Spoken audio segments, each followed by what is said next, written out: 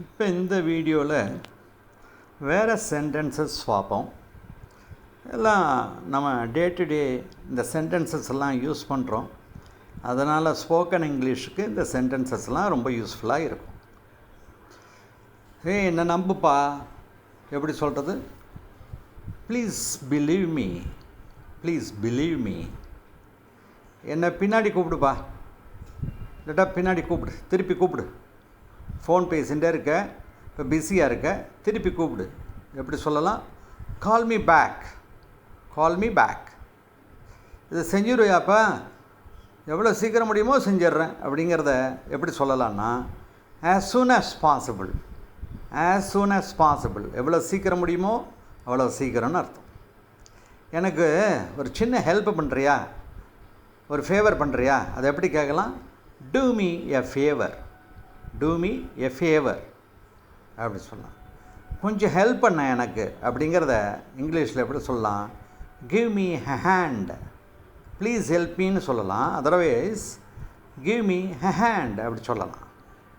எனக்கு புரியலை, எனக்கு புரியலை, அதை என்ன சொல்லலாம்? ஐ do not understand, I do not understand. மொத்தம் உங்கள்கிட்ட நீ இதை சொன்னப்பா, அதுக்கு நீ என்ன சொல்லுற? நான் அதை சொல்லலைப்பா, நான் அதை மீன் பண்ணலைப்பா. எப்படி சொல்லலாம்? ஐ do not mean it, I do not mean it.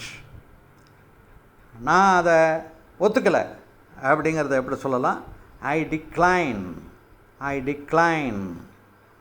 ஏன்ப்பா இவ்வளோ சாப்பிட்ற, கொஞ்சமாக சாப்பிட்றியா, நிறைய சாப்பிட்லையா? இல்லைப்பா நான் டயட்டில் இருக்கேன். அதை எப்படி சொல்லலாம்? ஐ ஆம் ஆன் எ டயட், ஐ ஆம் ஆன் எ டயட். இது எப்படி பண்ண நீ?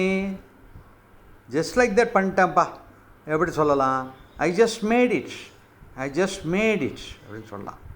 சரி, தப்பாக உணர்ந்து ஒருத்தன்ட்ட சாரி எப்படி சொல்லலாம்? ஐ am sorry, I am sorry அப்படி சொல்லலாம். அப்புறம் நிச்சயமாக இல்லை, நிச்சயமாக இல்லை அப்படின்னு சொல்கிற, அதுக்கு அப்சல்யூட்லி நாட், அப்சல்யூட்லி நாட். சரி, நீ அடுத்த வாரம் அங்கே போகிறியா, இங்கே போகிறியா அப்படிங்கிறதுக்கு எனக்கு ஒன்றும் ஐடியாவே இல்லைப்பா அப்படிங்கிறத எப்படி சொல்லலாம்? I have no idea, I have no idea. வாங்க பார்க்கலாம் அடுத்த வீடியோவில்.